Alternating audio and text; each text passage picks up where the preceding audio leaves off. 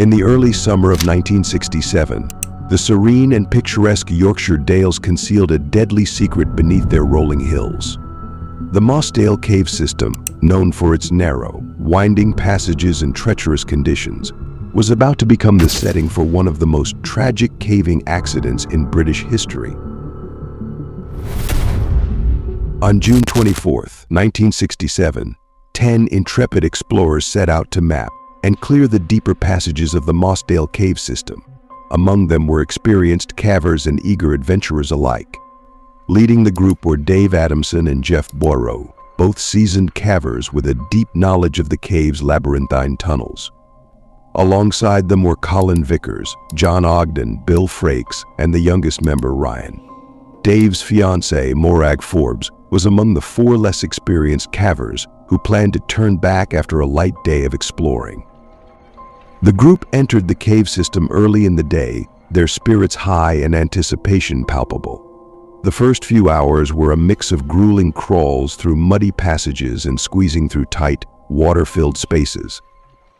The Mossdale Cave System was not a place for the faint of hearted, demanded physical endurance and mental fortitude.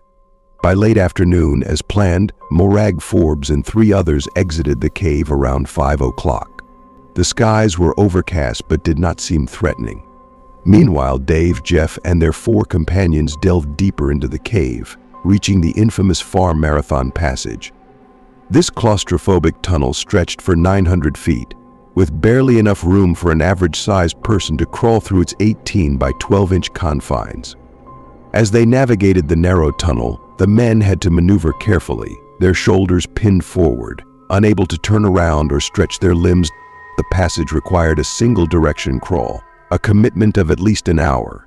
They reached a small 5-foot area between the near Marathon and Far Marathon passages, where they could briefly stand before continuing their journey. Meanwhile, Morag returned to the cave entrance at around 9 o'clock, hoping to see the men emerging from their expedition. To her horror, she found the entrance submerged in water, transformed into a lake by the relentless rain. Panic set in, and she sprinted 3 miles to get help. Underground, the men were preparing to clear passages when they noticed the increasing volume of water. Streams had swelled, and the groundwater levels were rising. Despite their initial concern, they decided to end their work for the day and began their arduous return journey through the Far Marathon Passage. As they crawled back through the tight passage, the water level continued to rise. Jeff and young Michael led the way, squeezing themselves through the narrow tunnel. The water now rushed at their faces, making their return even more perilous. Jeff, familiar with the cave's ebb and flow, believed they could make it to the larger chamber above. The remaining 4 men, including Dave, gathered their gear and prepared to follow. The water flow became increasingly alarming, but Dave was confident he knew a safe spot to wait out the flood. The experienced cavers moved with haste, their training telling them to stay calm yet efficient. Jeff and Michael faced the full brunt of the floodwaters. The water rose above their hands, then their shoulders, leaving them desperately trying to find air pockets in the narrow passage.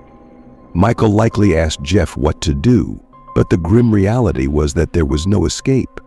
The water level was too high, and they were trapped. Dave led the others into the same cramped tunnel, hoping to outpace the rising water.